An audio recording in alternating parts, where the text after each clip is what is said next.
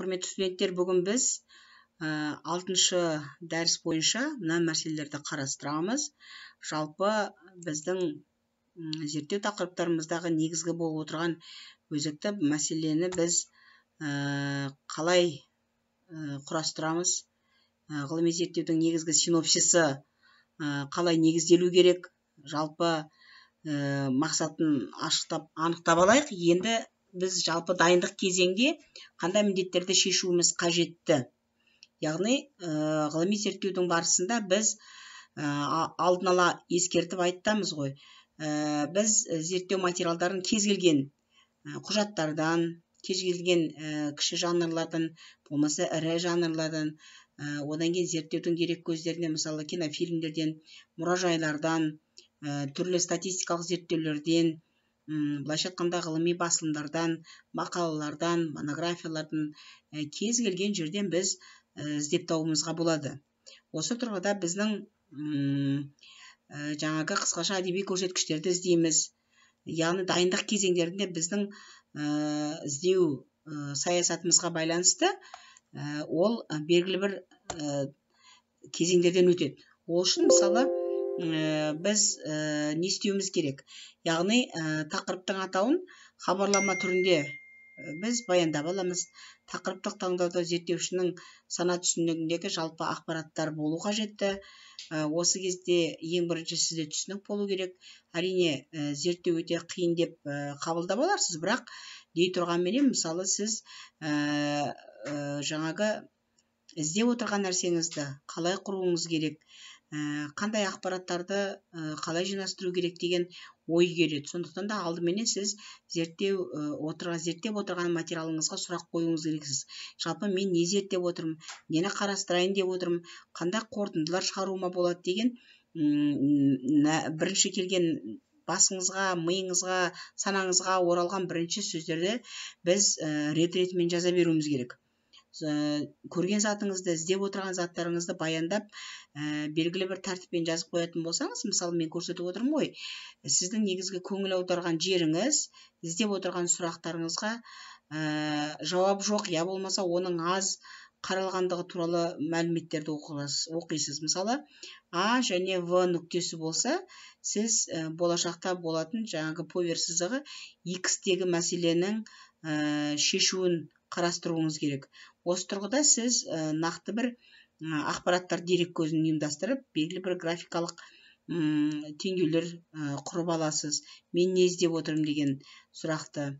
Енді не іздеп отырмын деген сұрақты өзіңіз логикалық тұрғыдан зерттеп көресіз. Мысалы, фильм көрдіңіз, фильмнің негізінде қандай сұрақ туындады? Әдебиет оқыдыңыз, әдебиеттің сол тақырып көлемінде әдебиетте негізгі қандай мәселелер қарастырылды? Одан кейін белгілі бір ғылыми рефераттар оқыдыңыз, осы тұрғыда қандай зерттеулер қарастырғандығы туралы. Одан кейін оқи келе, мысалы жетекшіңіздің айтқаны бар, өзіңіз белгілі бір тақырыптарды іздестіре отырып, сіз өзіңіз мен жалпы нені іздеп таптым, және осы тұрғыда қандай ғылыми мақалалар бар екен деп, мысалы Казгудың, Агудың вестниктерін, одан кейін жаңа Көкшетаудың вестниктерін біз айтамыз ғой, Қазақстан Республикасының, яғни бақылау комитетіндегі тұрған ғылыми журналдардан қарайсыздар дейміз.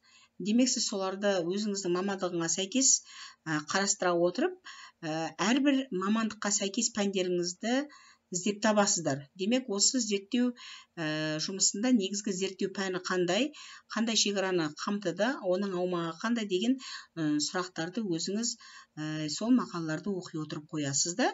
Негізгі сіздің қарастырғаныңыз бар, зерттеудің сұрақтары бар, соны белгілі бір ғылыми гипотезасы осы нобайда қарастыру керек деген сияқты сіз қажетті тірек сөздерді жаза бастайсыз. Мысалы, ғылыми зерттеудің сапалы жүргізілуі, яғни бірінші сіздің өзіңіздің дұрыс ұйымдастыруыңыз, дұрыс жоспарлауыңыз, жұмыстың дұрыс анықталуы жатады. Яғни жоспардың құрылымын зерттейтін белгілі бір сала, өзіңіз айтып отырғанда жаңағы гуманитарлық саланың, әдеби жаңағы журналистика саласы болмасын, сіз қай мамандықта оқисыз, сол мамандыққа сәйкес саланы қарастырасыз. Сонымен қатар мысалы мына негізгі бөлім және қорытынды бөлім, осы екеуінің ортасындағы жалпы бүкіл жазып отырған повер сызығы дейміз ғой, сол повер сызығын қалыптастыруы және ол қалай жасалу керек. Мысалы бағдарлама нені қалай жасаймын, жоспарлаған ғылыми нәтиже қалай көрсетілу керек, зерттеушілерге қалай сүйенемін, қандай ғылыми бөлімдерден нені аламын, оған қандай ғылыми техникалық құрылымдарды пайдалана отырып жүзеге асыруға болады деген сұрақтарды негізгі бөлімге аласыздар. Енді қандай ғылыми зерттеулердің негізінде нені қарастырып жатыр, бүгінгі практикалық ілгерілі ғылымда нені жоспарлауға болады деген сияқты сұрақтарды осы негізгі бөлімде қарастырып аласыздар. Енді оның барлығы, мысалы біз айтамыз ғой, мынау Гизатовтың негізгі құрылған жалпы тақырыптың мазмұнын, тақырыптың өзектілігін жазу керек деп айтамыз. Осы тұрғыда алынған тақырыптың өзектілігін зерттеудің алдыменен жалпы мазмұны туралы сізде түсінік болу керек. Сіз қандай нысанды зерттеп отырсыз, қандай сұрақтардың аймағын қарастырдыңыз. Жалпы зерттеудің негізгі мақсаты, бір мақсат болады, ол сіздің күтілетін нәтижеңіз болу керек. Сіз сол күтілетін нәтижеге қанша сұрақ қоя білдіңіз және оны нені зерттеп қалай аша білдіңіз. Одан кейін сіз сол зерттеп отырған нәрсеңізді қалай сипаттайсыз, қандай ғылыми әдістерді пайдаланасыз, нелерді қорытып қандай нәтижеге қол жеткізесіз, қандай нәтижелерді бағалай аласыз деген сұрақтарға сіз қайтесіз. Гизатов осындай жалпы интеллектуалдық мазмұнды беріп отыр. Енді жалпы ғылыми зерттеудің жүйелілігі, өздеріңіз білесіз, кіріспе, негізгі бөлім, қорытынды бөлім мен библиография көрсеткіштердің қорытындылардан тұратындығы жүзеге асырып отыр. Енді біз не айтамыз? Мысалы, кез келген бөлімде кез келген дәлелдеулер неге тұрады? Келген сұрағыңызды сіз анықтайсыз, оны мәлімдейсіз, оны дәлелдейсіз. Осы тұрғыда дәлелдеудің нәтижесінде сіз белгілі бір нәтиже, белгілі бір қорытынды жасай аласыз.